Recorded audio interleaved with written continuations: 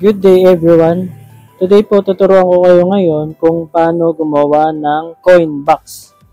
Coin box, ito po yung ginagamit na hulugan ng barya sa mga computer shop or yung mga may pisonet po, no? Pwedeng piso, pwedeng 5, or yung iba naman gumagamit ng universal coin slot para pwedeng 20, 10, 5 o piso. So, ganito po yung paano paggawa niyan. Yung mga kailangan natin na parts, ito po ay 12 volt na 5 amperes. Tapos meron din po tayong, ito po ay power supply na 12 volt 5 amperes.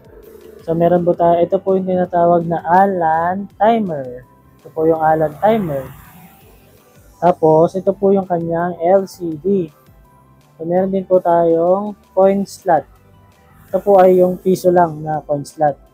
So, meron tayong outlet. Ito po yung outlet. Isa lang po yung ginawa nating outlet, no? Tapos, meron din po tayo ditong switch, no? Ito yung tinatawag nating master switch.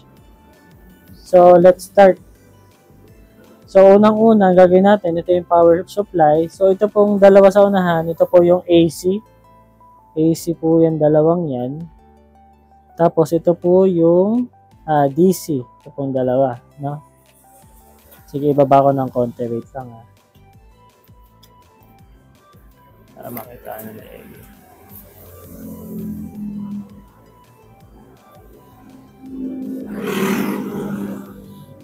So, binaba natin ng konti. Ulitin ko, ito po yung ating power supply.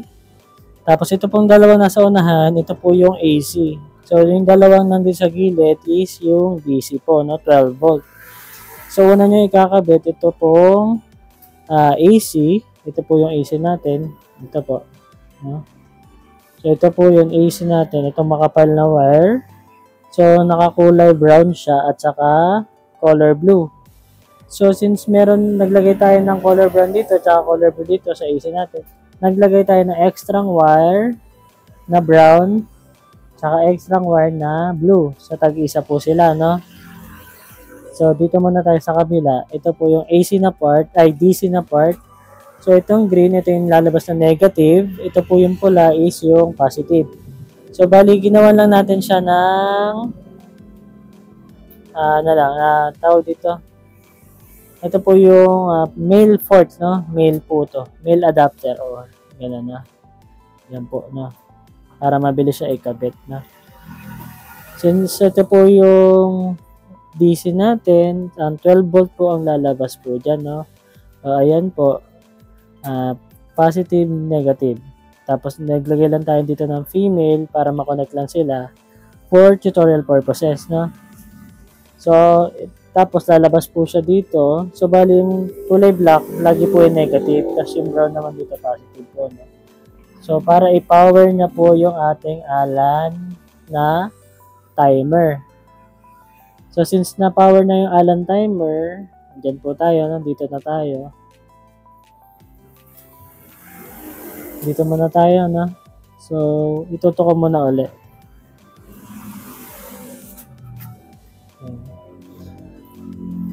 So, bali sa Allen timer po, ito po ay yung kanyang DC or yung power na nilagyan natin ng 12 volt, no? Negative and positive. Tapos ito pong dalawa ay relay po, no? Relay po yan. Tapos dalawang cord lang naman kailangan. Diyan tatluhan kasi yan. Pero puputulin nyo na isa. So, yan, no? Relay. Tatlong pin po yan, pero dalawa lang po yung kailangan nyo dyan. Yung dalawang nasa kaliwa po, no? Wala namang polarity po yan, no? Tapos itong nasa side na to, itong tatluhan po na to, ito po yung ating coin slot. Ito po yan, no? So, yung sa atin ginamit natin, piso lang po. For tutorial lang naman po ito, no? Coin slot. Tapos ito pong nasa gitna, itong malaking to, yan po yung ating LCD po, no? Ayan. So, balik tayo ulit dito. So, ito pong part na to, i-connect ko lang po ito sa 12 volt. Yan yung nilagay natin kanina. Tapos dito po, since isang outlet lang naman yung gagawin natin, ito lang po yung gagamitin natin, no? Kunyari, sa isang computer, ito, isa to. Sa pangalawang computer mo or sa PC to mo, ito naman yung gagamitin mo kung gusto mong dalawa. So, since isang computer lang gagamitin natin or para sa monitor lang gagamitin natin, ito lang, no? Kung pwedeng PC1, PC2. Pero monitor lang kinokontrol po na ito, no? Yung gagawin natin. So, ang gagawin natin, itong dalawa, nakikita nyo yan. So, para makonect nyo siya, yung wirings niyan, balik ko po dito ulit. Di ba may nilagay po tayo kanina dito na additional na wire na brown at saka additional na wire na blue. Bali, yung additional na wire na brown ay additional na wire na blue, ito po yung sa AC rin po, no? Dediretso na po siya dito sa outlet natin. Ibig sabihin, may power na agad tong isang side na to, no? Kasi live po to, no? Live na 220 volt to. So, tas naglagay tayo ng isang extra wire lang, dire-diretso na po sa outlet. Sabihin, may power na po ito, no? Live po to, di ba? Live na tong isa. So, yung isa na lang, problema ito, no? So, yung isang wire natin, yung normal, kung gusto nyo diretso siya doon, may power agad yan. Ito pong nag-iisang wire na to na extra na to, diretso nyo na po dito, no? Pero since dahil may timer tayo, ang gagawin natin, itong wire po na to, diretso po siya doon sa relay. Ito po, yung brown. Tapos, di ba dalawa po yung sa relay? Brown and black. Yung black naman po, diretso po yan sa may outlet na po. Ito, no? Itong outlet. So, mangyayari niyan, pag nag-power on po yung AC natin, ang mangyayari, naka-off pa po ito, naka-off. Kasi wala pang oras to eh. No? Naka-off, kaya naka-off pa to. Wala pang power itong kulay black na to. So, pag-on nung 12 volt, ay pag-on ng 220 volt natin nung AC, is magkakaroon ng power itong 12 volt na to. So, ang mangyayari niyan, dadaan yung kuryente dito, yung DC na 12 volt, papasok dito, tapos lalabas dito in, bibigyan niya ng kuryente itong alan na timer. So, pag may power na ito, pwede na itong gumana. Magkakaroon na rin ng ilaw itong LCD natin. Tapos, itong 220 volt naman, itong kulay blue, magkakaroon na rin siya ng power. Ito yung isang side. Pero itong isang side, yung kulay black, ito yung brown, di ba? Ito yung sa isang side. Yung brown, pumunta dito sa may ating relay. Tapos, ito po yung sa isang side. Ibig sabihin, wala pa yung power kasi wala pa siyang oras. Itong itong relay naman na to, nagsisilbi lang siya para siyang switch.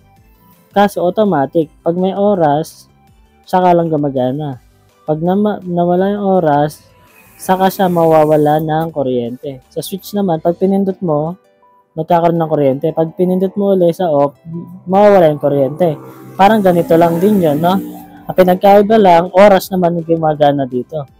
Pag naubusan ng oras, walang kuryente. Pag may oras, may kuryente. So, ulitin ko lang ulit. So, mangyayari niyan, taas ko na ha.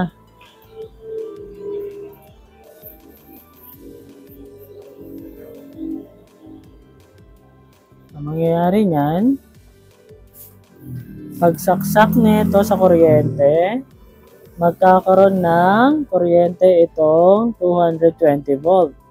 Pag nagkaroon ng kuryente itong 220 volt, magkakaroon ng 12 volt na output. Itong 12 volt na to, maglalabas yan dito, papunta po dun sa ating alan timer na board. Magkakaroon na po ito ng power kasi 12 volt po ito. Ayan, magkakaroon na po siya ng display.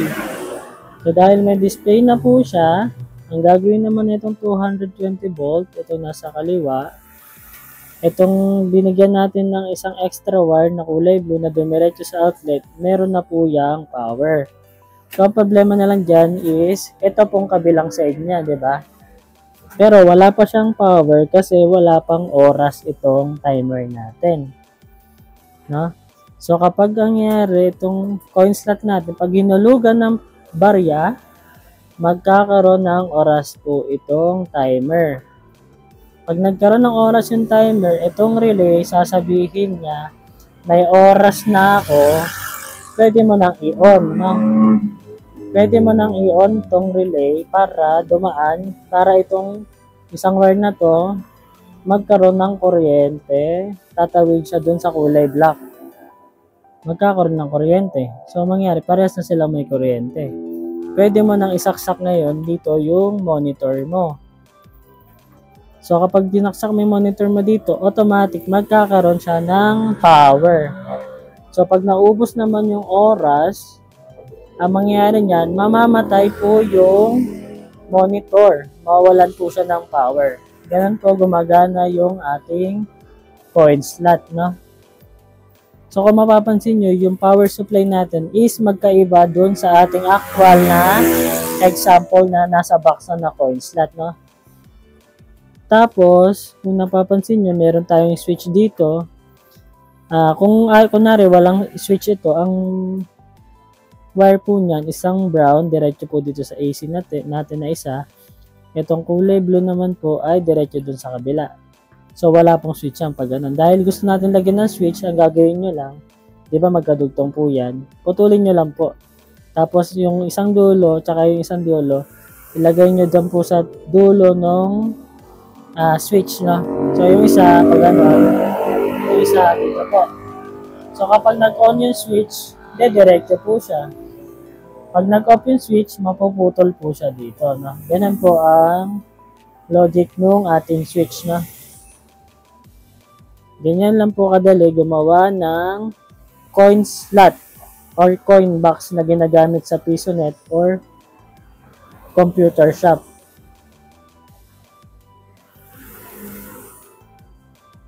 So kung may natutunan po kayo, pa-like and subscribe na lang po sa channel natin. Tapos kung may mga tanong po kayo is pa-comment down na lang po.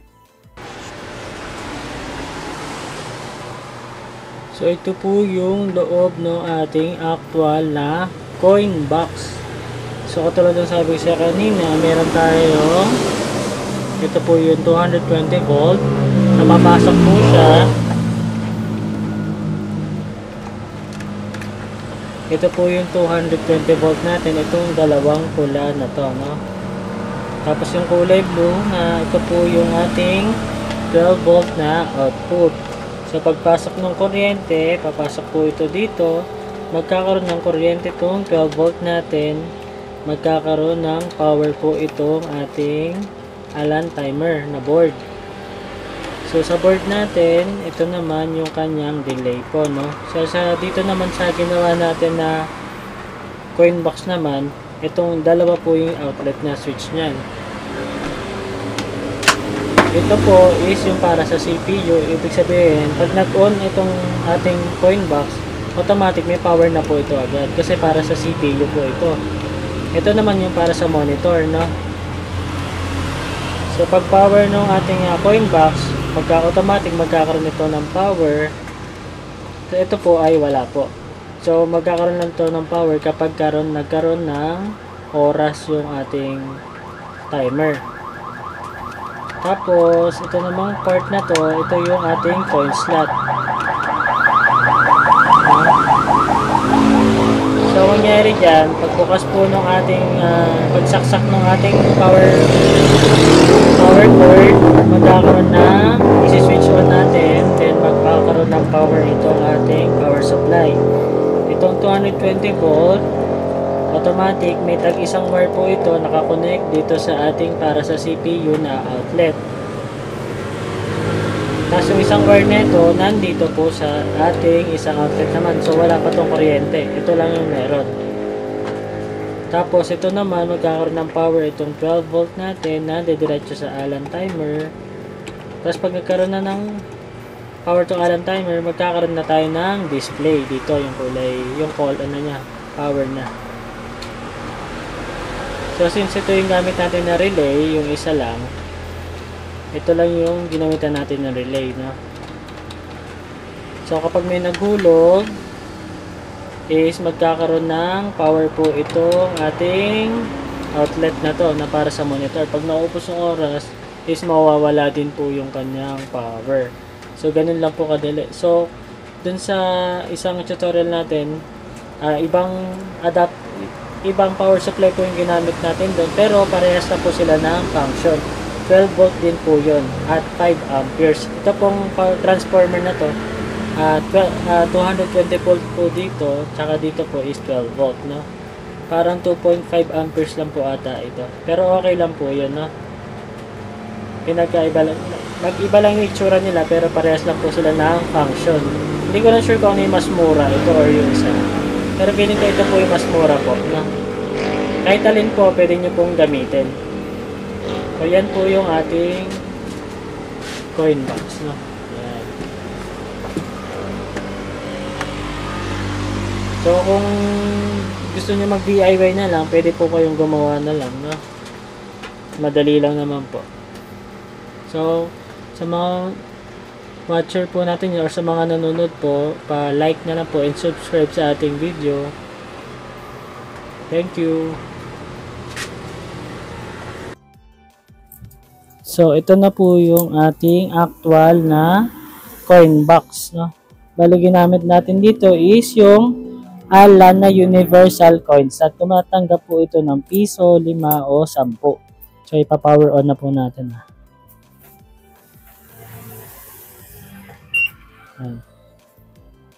Pag power on natin, ayan po.